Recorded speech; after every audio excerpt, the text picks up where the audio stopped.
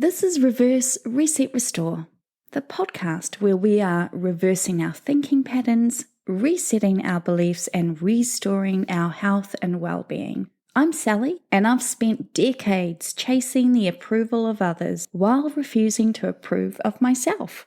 It's hard work to stop, but I'm worth it, and so are you. Change comes from within.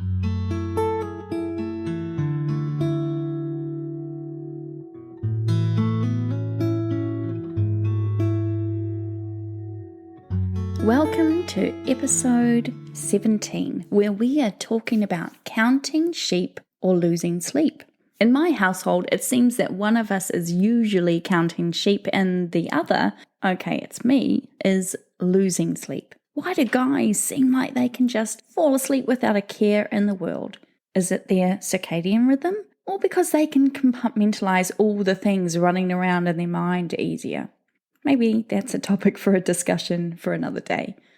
If you have a theory, let me know. We all know that our negative self-image can impact the way we think, feel, and believe about ourselves. Self-hatred can cause us to make decisions that harm rather than help. Driven by this negative perception of who we think we are, we can find ourselves falling into the same patterns of the wrong relationships, addictions, people-pleasing, and other behaviors that hold us back. But did you know that your negative self-image could be ruining your sleep? The intricate relationship between self-perception and sleep quality is often underestimated or entirely ignored.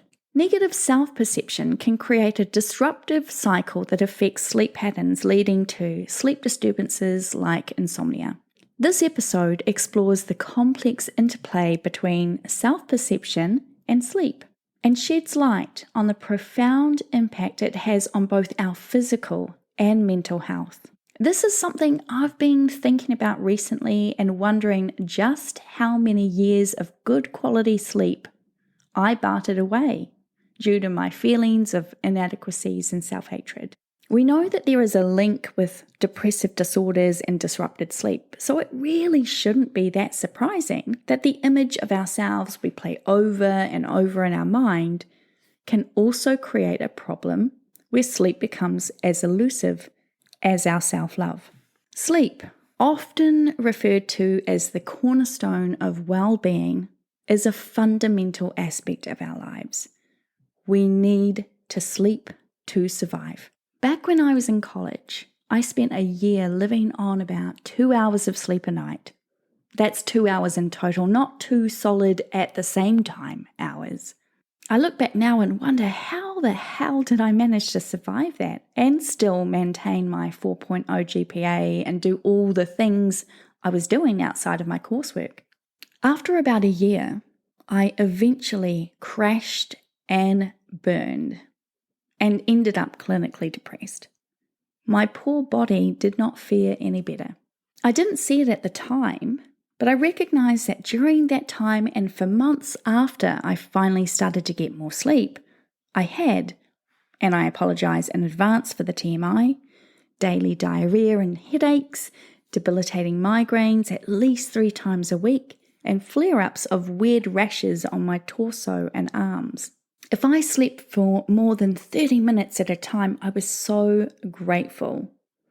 It freaks me out a little to consider the long-term damage I may have done to my body in the course of that year alone, let alone the years I spent working long hours of night shift or getting up to kids at night as a professional nanny and wandering around New York City at all hours of the night because I was in New York City. Did those sleepless nights act as a gateway to me getting type 2 diabetes? Did it impact my weight, my thinking, my mood? The research into sleep and the impact of lack of sleep in our lives suggests that some of my physical, mental, and emotional issues have no doubt been impacted by losing sleep. Even now, I still have a lot of nights where sleep seems to want to play a game of hide and seek. The only difference between my sleepless nights of years long gone and now is that I have learnt a lot of ways to reduce those insomnia-inspired nights. And one of the ways I've been working on improving my sleep hygiene is by changing the relationship I have with myself. As my self-love grows and flourishes, my sleep has improved. Weird, right? Yeah, not so much. Our thoughts, emotions, and self-perception are intertwined with our sleep quality. When we hold negative beliefs about ourselves, it can manifest in various ways, including how well we sleep or how little. Let's delve into how negative self-perception can lead to sleep disturbances. I want to start with the racing mind. Negative self-perception can trigger a racing mind where intrusive thoughts, worries, and self-criticism dominate our thinking patterns. When we lay in bed, these thoughts can intensify, making it difficult to relax and fall asleep. The resulting anxiety contributes to insomnia and disrupted sleep. When we are in racing mind mode, it's like we cannot flip that switch off. We can't even find the switch. We're likely to replay the negative events of our day, worry about what is coming up in our week, and then get more frustrated as we watch the minutes and hours tick by. Our eyelids are heavy, but our mind is alert and racing around like an overactive toddler. Our negative self-perception also fuels our stress hormones, particularly cortisol, which are meant to prepare us for challenging situations. However, when stress becomes chronic due to self-criticism, it disrupts our sleep architecture. We may experience difficulty falling asleep, staying asleep, or waking up too early. A negative self-image can also lead to hypervigilance, being overly alert or watchful. This state of hyperarousal makes it challenging for the body to transition into the relaxation required for sleep. Hypervigilance heightens sensitivity to any external stimuli, causing sleep disturbances. And these ongoing sleep disturbances just fuel our negative thoughts and feelings about ourselves. Negative self-perception can lead to erratic sleep patterns, including irregular bedtimes, frequent awakenings, and inconsistent sleep durations. These disruptions impact the body's internal clock, the circadian rhythm, making it harder to establish a healthy sleep routine. The connection between negative self-perception and sleep disturbances create this ongoing vicious cycle. As sleep quality declines, physical and mental health issues can worsen, further intensifying negative self-perception. Let's explore this cycle. I want to have a look at the physical health implications. Lack of quality sleep compromises the immune system, making us more susceptible to illnesses. Additionally, it disrupts hormonal balance, affecting appetite regulation and metabolism. Over time, these factors contribute to physical health issues, reinforcing negative self-perception. This one right here is the issue I most identify with. As I mentioned earlier, I have no doubt that my detrimental sleep practices have impacted my physical health, my immune system, my hormones, and leading me to have a very toxic relationship with my body. The second way this vicious circle can impact us is in our mental health. Sleep disturbances exacerbate mood disorders such as anxiety and depression. Negative self-perception can intensify these mental health challenges, leading to a self-reinforcing loop. Moreover, impaired sleep reduces cognitive function, affecting concentration, memory, and decision-making. These things also contribute to negative self-perception. I've got to say, I've always felt very relieved that in spite of my poor sleep hygiene, I've been generally high-functioning when it comes to my cognitive abilities. But I know my mental health has been impacted because of the constant negative self-talk I was attached to in relation to my body and my feelings of being out of control. And obviously, little sleep over a year is going to do your head in as well. Does any of this feel familiar to you? Maybe you're currently struggling with the quality of your sleep and don't really have that great of a relationship with yourself. The great news is that you can break the cycle. Recognizing and addressing the cycle between negative self-perception and your sleep disturbances is essential for overall well-being. Consider implementing these 5 strategies to break the cycle. Number 1, CBT, cognitive behavioral therapy. I've mentioned CBT a few times now, and it can help reshape negative self-perception by identifying and challenging irrational thoughts. Many therapists use CBT to work with their clients to reframe beliefs, fostering a healthier self-image and reducing sleep-disturbing anxieties.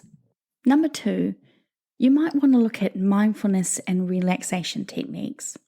Engaging in mindfulness, meditation, or deep breathing exercises help calm the mind, reduce stress, and promote relaxation. You might want to listen to calming music or music specifically designed to register at a certain frequency to help encourage your mind to get ready for rest. These practices facilitate a smoother transition into sleep. Number 3 is good old sleep hygiene. So that's establishing consistent sleep routines, creating a comfortable sleep environment. Limiting screen time before bed can improve the quality of your sleep. These habits promote better sleep and mitigate the effects of negative self-perception.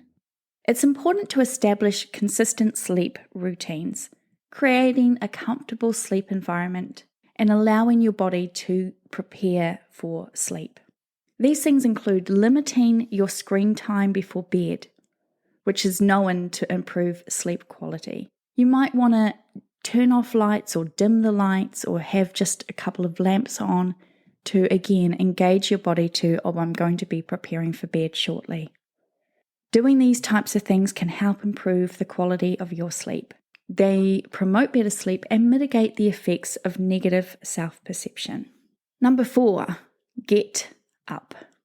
Yep, if sleep is proving elusive, there is no point lying in your bed getting more worked up over the inability to sleep. Get up, get out of bed. I either get out of bed and write out all the things my beautiful brain seems to be ruminating on. It's basically a brain dump where you try to write everything out in the hopes it will eventually quiet your mind enough to let you go to sleep. And if that doesn't work, I read through some affirmations or I meditate or I do some tapping to still my mind. Sometimes we got to remind the mind who's the boss. And sometimes we got to let the mind get everything out of it. Number 5, seek professional help. If negative self-perception significantly impacts sleep and mental health, seeking professional help is crucial. Therapists, counselors, and sleep specialists can offer tailored interventions and support. We often discount getting professional help due to the financial cost.